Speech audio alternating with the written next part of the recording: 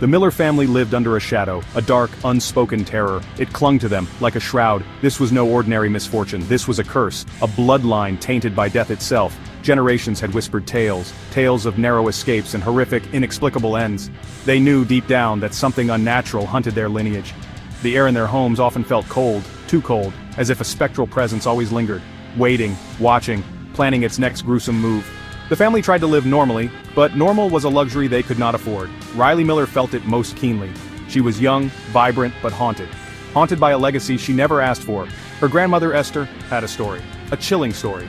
She had walked away from a disaster decades ago. Flight 180, a flight that fate had doomed. Esther had cheated death.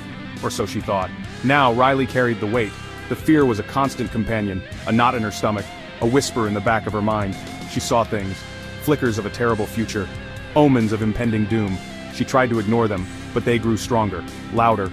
The premonition struck Riley with brutal force. A day meant for fun, a zipline adventure with friends. Laughter turned to screams. In her vision, metal shrieked, cables snapped, bodies fell, like broken dolls. The details were vivid, sickening. She saw the sequence, the exact moment of failure, the terror in her friend's eyes, the horrifying impact. She woke from the vision, gasping, her heart pounding. She had to stop it, she had to warn them. But who would believe such madness?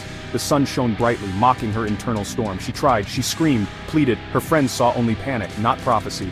They boarded the platform one by one, the zipline mechanism whirred, then the screech, just as she had seen. The cable frayed, snapped, chaos erupted, screams echoed, real screams this time. Not just in her head, Riley watched in horror, helpless, as her vision bled into reality. Death had arrived, on schedule. Its gruesome spectacle unfolded before her. The first domino had fallen. The ancient curse, dormant for a generation, had awakened with a vengeance. Bloodlines. The connection was undeniable, chillingly clear. Riley's grandmother Esther, she had been on the original Flight 180 list.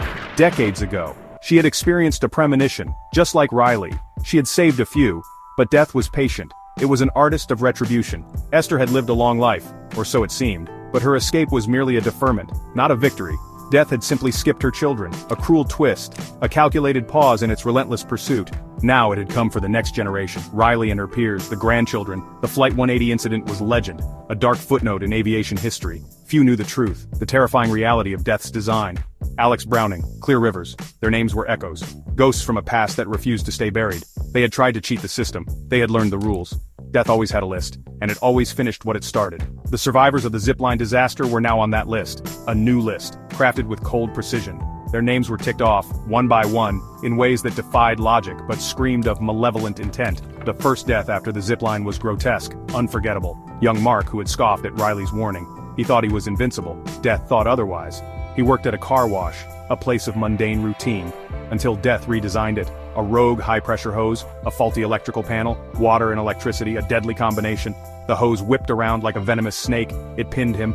The water jets, usually harmless, became instruments of torture, stripping skin, forcing water down his throat.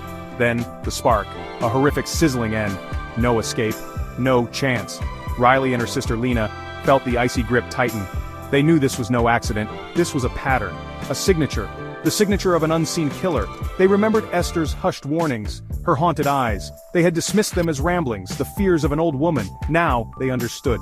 The terror was real. It was tangible. It stalked them. The legacy was not just stories, it was a death sentence, passed down through their very blood. The whispers of Flight 180 were no longer distant echoes, they were screams in their own backyard.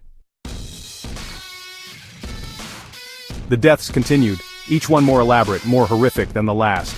Death was a master craftsman of carnage. Sarah, an aspiring gymnast. Her final routine was not on the mat, but in a construction site, a place she should never have been. A loose girder, a poorly secured crane, a chain reaction of deadly precision. It was like watching a carefully choreographed dance of destruction, ending in a sickening crush. Her athletic grace, twisted into a mangled heap. Each death was a taunt, a reminder of their inescapable fate, a brutal lesson in mortality. Another survivor, Ben, met his end at a spa. A place of relaxation, turned into a death trap, a faulty sauna heater, a jammed door.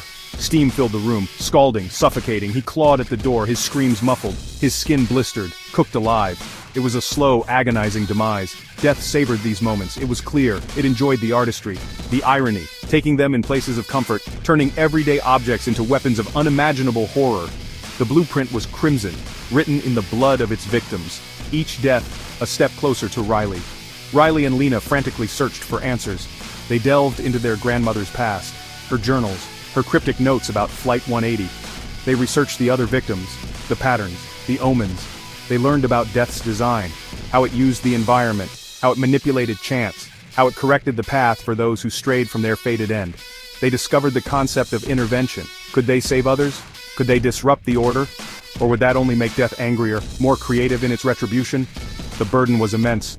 The clock was ticking. They tried to warn the others, the remaining few. Some listened, paralyzed by fear, others scoffed, blind to the encroaching darkness. Riley saw the signs, everywhere.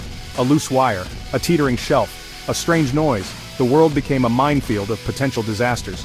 She felt like a Cassandra, cursed with knowledge, powerless to truly stop the inevitable.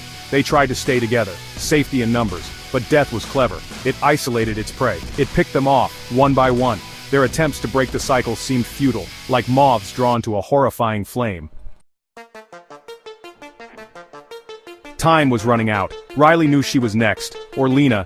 The premonitions intensified, flashes of fire, crushing metal, her own demise. She saw it over and over. She had to do something drastic. She remembered the stories. The only way to break the chain was to take a life, to disrupt death's list by inserting a new death.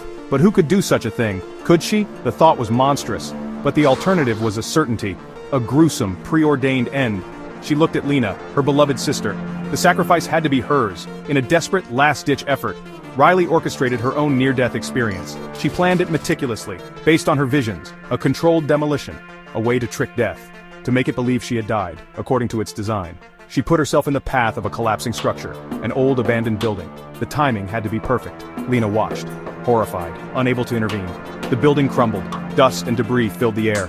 Silence. Then a hand emerged. Riley, battered, broken, but alive. Had she done it? Had she cheated death? For a moment, hope flickered. But death is not so easily fooled. Its memory is long, its reach, infinite. As Riley lay recovering, weak, but triumphant, an old woman visited her, unannounced, unfamiliar. The woman smiled, a cold, knowing smile. She introduced herself. She was a nurse, assigned to Esther Miller in her final days, decades ago, after Flight 180. Esther hadn't died peacefully, of old age, as the family believed. Death had come for her, in the hospital, a freak accident, a series of small, unfortunate events. The curse had never truly skipped a generation. It had merely bided its time, the final twist, chilling, unmerciful. The nurse revealed Esther's death was the start of the new cycle. Death ensured the bloodline continued, only to harvest it later. Riley's survival was not a victory, it was a placeholder. By surviving her fated death, she hadn't broken the chain.